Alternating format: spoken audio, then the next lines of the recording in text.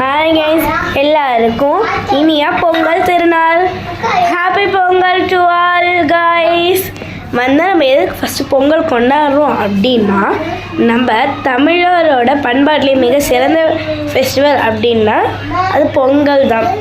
பொங்கலில் பொறுத்த வரைக்கும் 4 நாள்: போகி, பொங்கல், மாட்டுப்பொங்கல், காணும் பொங்கல்.